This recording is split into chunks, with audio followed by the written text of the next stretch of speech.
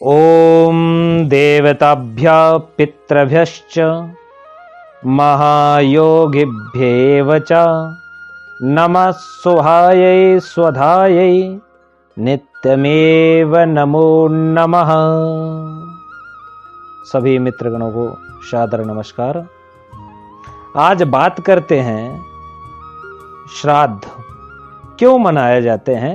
श्राद्ध पितृपक्ष अर्थात श्राद्ध पक्ष भाद्रपद शुक्ल पूर्णिमा से आश्विन कृष्ण अमावस्या तक मनाए जाते हैं।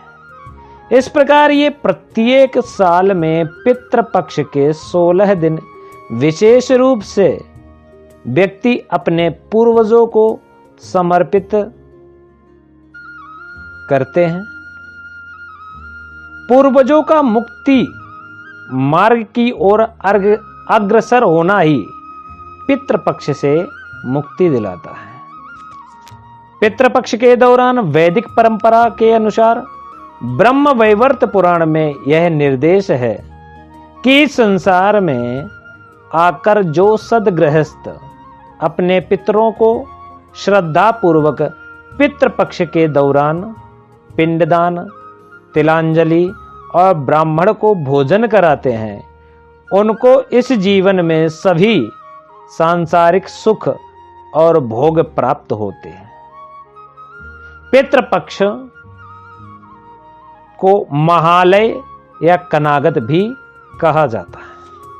हिंदू धर्म की मान्यता के अनुसार सूर्य के कन्या राशि में आने पर पितर परलोक से उतरकर कुछ समय के लिए पृथ्वी पर अपने पुत्र पौत्रों के यहाँ आते हैं। श्राद्ध का अर्थ अपने देवताओं, पितरों तथा वंश के प्रति श्रद्धा प्रकट करना होता है, क्योंकि श्रद्धा शब्द से ही श्राद्ध शब्द की उत्पत्ति हुई है। मान्यता है कि जो लोग अपने शरीर को छोड़ करके चले जाते हैं, वे किसी भी रूप में अथवा किसी भी लोक में हो, श्राद्ध पक्ष में वे पृथ्वी पर अवश्य आते हैं और उनकी तृप्ति के लिए श्रद्धा के साथ जो शुभ संकल्प और तर्पण किया जाता है वह श्राद्ध होता है।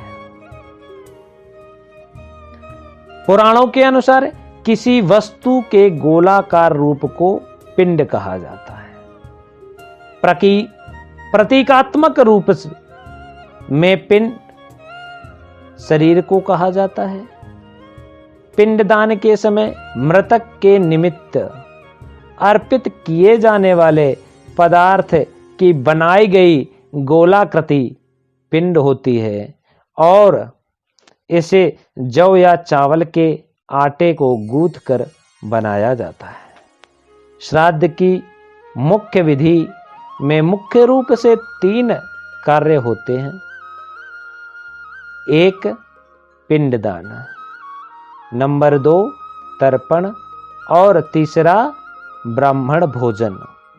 दक्षिणा विमुख होकर आचमन कर अपने जनेऊ को दाएं कंधे पर रखकर चावल, गाय के दूध, घी, शक्कर एवं शहद को मिलाकर बने पिंडों को श्रद्धा भाव के साथ अपने पितरों को अर्पित करना पिंडदान कहलाता है। जल में काले तिल, जौ, कुशा एवं सफेद पुष्प मिलाकर उस जल से विधि पूर्वक तर्पण किया जाता है। कहते हैं कि इससे पितृ तृप्त होते हैं और इसके बाद श्राद्ध में ब्राह्मण को भोजन कराया जाता है। शास्त्रों में पितरों का बहुत ऊंचा स्थान बताया गया है। उन्हें चंद्रमा से भी दूर और देवताओं से भी ऊंचे स्थान पर रहने वाला बताया गया है। पितरों को श्रेणी में मृत पूर्वजों जैसे माता पिता, दादा दादी, नाना नानी सहित सभी पूर्वज शामिल होते हैं। व्यापक दृष्टि से मृत गुरु और आचार्य भी पितरों के श्रेणी में आते हैं। श्राद्ध के महत्व के बारे में कई प्राचीन ग्रंथों तथा पुराणों में वर्णन मिलता है कि पितरों को आहार तथा अपनी श्रद्धा पहुंचाने का एकमात्र साधन श्राद्ध है। मृतक के लिए श्रद्धा से किया गया तर्पण, पिंड तथा दान ही श्राद्ध कहा जाता है। शास्त्रों के अनुसार जिन व्यक्तियों का श्राद्ध मनाया जाता है उनके नाम तथा गोत्र का उच्चारण करके मंत्रों द्वारा अन्न आदि उन्हें समर्पित किया जाता है, वह उन्हें विभिन्न रूपों में प्राप्त होता है। जैसे यदि मृतक व्यक्ति को अपने कर्मों के अनुसार देवयोनि मिली है तो श्राद्ध के दिन ब्राह्मण को खिलाया गया भोजन उन्हें अमृत रूप में प्राप्त होता है। यदि पितर गंधर्व लोक में है तो उन्हें भोजन की प्राप्ति भोग्य रूप में होती है। पशु योनि में है तो उन्हें तृण रूप में होती है। सर्प योनि में है तो वह वायु रूप में उन्हें प्राप्त होता है।